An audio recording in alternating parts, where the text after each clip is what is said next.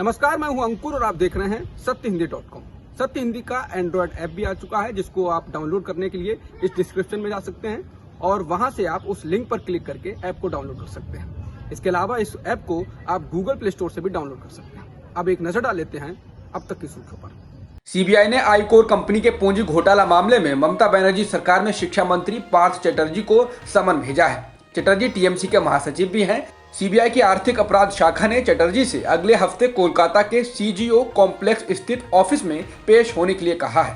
हालांकि चटर्जी ने कहा है कि उन्हें अब तक सीबीआई की ओर से कोई समन नहीं मिला है। उन्होंने कहा है कि अगर उन्हें बुलाया जाएगा तो वो जरूर जाएंगे।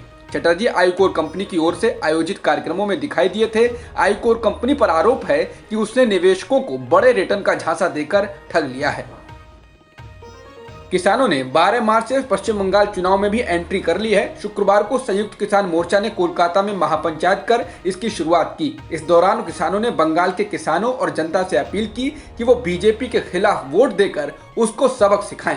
किसान नेता बलवीर सिंह राजेवाल ने कहा कि वो ये नहीं कह रहे हैं कि आप किसी एक पार्टी को वोट दें, हम बस बीजेपी के खिलाफ वोट देने को कह रहे हैं। उन्होंने कहा कि बीजेपी सरकार की नीतियां सिर्फ कॉर्पोरेट को ही फायदा पहुंचाएंगी। वहीं योगेंद्र यादव ने कहा कि हम चुनाव में सीधे हस्तक्षेप नहीं कर रहे हैं, बल्कि बीजेपी को सबक सिखाने की बस अपील कर रहे हैं। पश्चिम बंगाल में एक के बाद एक किसान महापंचायतें आयोजित की जाएंगी। शुक्रवार को कोलकाता में हुई महापंचायत के बाद अब नंदीग्राम, सिंगूर और आसनसोल में किसान महापंचायतें आयोजित की जाएंगी। वहीं किसान नेता राकेश टिकैत ने कहा है कि वो 5 अप्रैल को बंगाल को किसानों को ट्रैक्टर के साथ लेकर पहुंचेंगे। उन्होंने द टेलीग्राफ से बातचीत में कहा कि पीएम मोदी तो हेलीकॉप्टर में चलेंगे, हम पीछे पीछे ट्रैक्टर में चलेंगे। टिकैत ने बताया कि अब उनकी बीजेपी के खिलाफ बंगाल में लड़ाई है।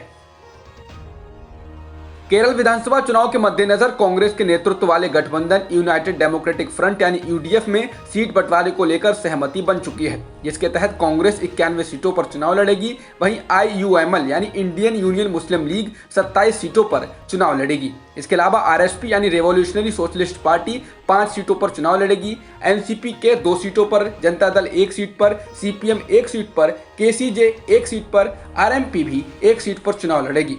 बता दें कि केरल विधानसभा में कुल 140 सीटें हैं, जिन पर 6 अप्रैल को मतदान होना है और 2 मई को नतीजे घोषित किए जाएंगे।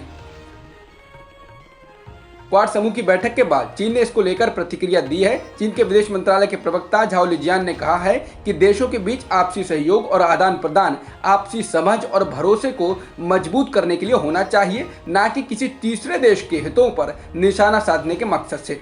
बता दें, शुक्रवार को भारत के पीएम नरेंद्र मोदी, अमेरिका के राष्ट्रपति जो बाइडेन, ऑस्ट्रेलिया के पीएम स्कॉट मॉरिसन, जापान के पीएम योशिहिदे सुगा के बीच आपसी बैठक हुई थी, जिस पर चीन गहरी नजर गड़ाए बैठा रहा। जिसके बाद चीन ने कहा है कि हमें उम्मीद है ये देश उन्हीं कामों को करेंगे जो क्षेत्रीय शांति और स्थिरता के अनुकूल होंगे।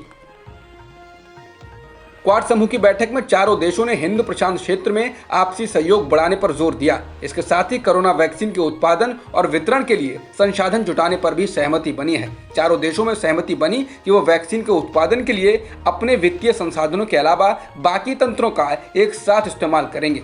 प्रधानमंत्री मोदी ने भी बैठक के बाद ट्वीट कर कहा कि कोरोना के खिलाफ लड़ाई में हम एकजुट हैं। सुरक्षित कोविड-19 वैक्सीन की उपलब्धता सुनिश्चित करने के लिए हमने क्वाड सहयोग शुरू किया है। अमेरिका के राष्ट्रीय सुरक्षा सलाहकार जेक सुलिवन ने क्वाड समूह की बैठक को लेकर कहा है कि बैठक में चीन को लेकर चर्चा की गई, लेकिन वो चर्चा के केंद्र में नहीं था। जेक सुलिवन ने कहा है कि चीन को लेकर जिस मुद्दे पर चर्चा हुई है वो भारत चीन सीमा यानी एलएसी पर गतिरोध को लेकर हुई। फिल्म अभिनेत्री कंगना रनौत की मुश्किलें बढ़ती जा रही हैं। राजद्रोह के केस के बाद अब बांद्रा कोर्ट के आदेश पर कंगना के खिलाफ खार पुलिस स्टेशन में कॉपीराइट केस में एफआईआर दर्ज की गई है। मामला Manikarnika returns the legend of Didda के कॉपीराइट को लेकर दर्ज हुआ। दरअसल कंगना के खिलाफ ये एफआईआर बांद्रा कोर्ट के एडिशनल चीफ मेट्रोपॉलिटन मजिस्ट्रेट के आदेश पर की गई है।